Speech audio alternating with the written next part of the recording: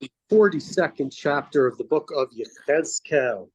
We're continuing with Yechezkel's journey back through the future temple, the temple which is so much about measurements and the space when God will return to the temple.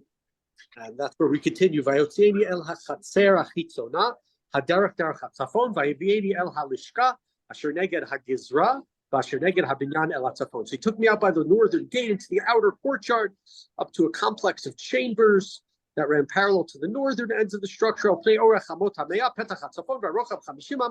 The width of its north side was 100 cubits, and its depth was 50 cubits. Neged ha'asur asher l'chatzer ha'pnimi v'neged ha'ritzpah asher l'chatzer ha'chitzona atik el pnei atik bash li shim.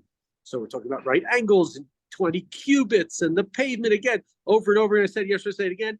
It's about the space. It's not about the kalim. It's about the relationship. Place is God going to return? His Merkava has left. So what space will God inhabit? In verse 4, Pasuk Dal, L'fnei halishkot mahalach eser amot rochav el hapnimit derech hama achat u'pitcheim latzafon. So they're 10 cubits wide in this area. Okay, and this is on its northern side. Valishkot el yonah kitzurot ki yochlu atikim mehena me'atachtonot me'atichonot binyan. And there's an upper chamber which was cut back because of ledges. It was taken away from them as construction proceeded backward from the bottom ones and then from the middle ones. He mitshula shotena the ein lahem amudim kamudei chatzerot al kein netzal mea tachtonot umehatichonot me'aretz, because they were arranged in three different spaces or tiers. There were no columns, and that's why the rise is preceded in stages from the ground, from the bottom ones, from the middle ones. We have three. The gader asher lachutz lumata lashkot derech hachatzer hachitzona upnei alishakot. The outer cubit wall is outer court wall 50 cubits long, ran parallel to the chamber. Ki orech halishakot asher lechatzer chutzona 50 ama. The hine al pnei eichal mea ama. So the chambers in the outer courtyard were 50 cubits deep, thus 100 cubits alongside the two different chambers, so 100 in total, 50 each. Umitachat halishakot ha'ela. The foot of the chambers ran a passage, okay, and there was a wall there that separated it. One entered from the east to get in. There was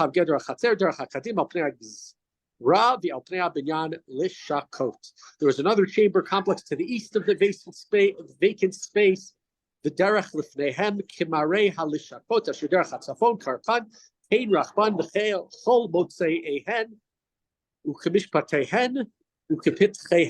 Similarly, there was a passage in front, just like the complex on the north side, with which one agreed in width and depth and in the exact layout of its exits and entrances.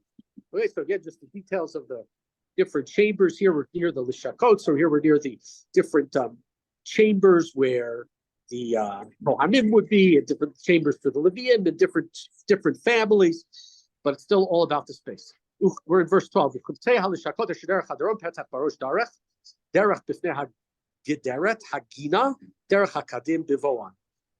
the entrances to the chamber complex on the south side were approached from the east by the entrance at the beginning, or by the matching wall. Okay, so now we have again all the chambers. Vayomer Elah. Lishchot hatzafon, lishchot hadaron, asher al pnei hagizra, ki heina lishchot hakodesh, asher yechlu sham hakohanim, asher krovim ladonai, kodshei hakodashim, sham yanichu kodshei hakodashim, v'amincha v'achatat v'asham ki hamakom kadosh. And he said to me, the northern chambers and the southern chambers by the vacant space, that's where the priests who have access to God, Kohanim, were allowed to come here, will eat the holy offerings. They'll eat the holy offerings, the grain offerings, all the different offerings that they're allowed to eat. That's what they will eat from, will be in these spaces. Okay, so here we have actually a little bit of a mention of human activity and what people are going to be doing in this Mishkan and in this future temple. And again, it's the exception rather than the rule, much more about the space that God will inhabit. So when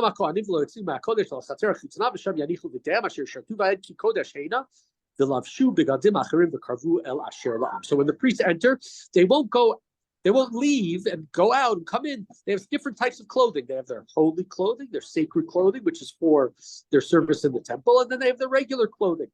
which is when they go to see the rest of the people, when they're going to be, in a sense, ordinary people, they wear regular clothing. We're in 15. So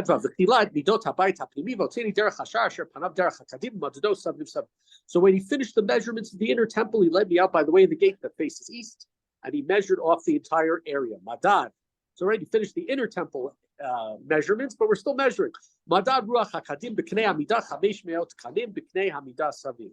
He measured the east side with the measuring rod, 500 cubits by the measuring rod, and then he turned. Madad ruach hatzafon. So he turned from the east to the north. Chamesh meot kanim b'knei hamidah saviv. 500 cubits is the way in the north. At ruach hadarom, madad chamesh meot kanim b'knei hamidah, and he measured the south side, also 500 by the measuring rod. Savav al ruach hayam, madad chamesh meot kanim b'knei hamidah, and then he turned west. That was also 500 cubits. He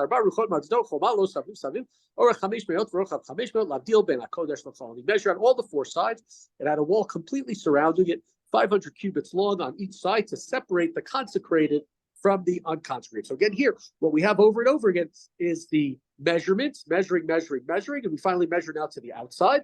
And now that we've measured to the outside, we're ready to see what proceeds and what comes next in the very important next chapter.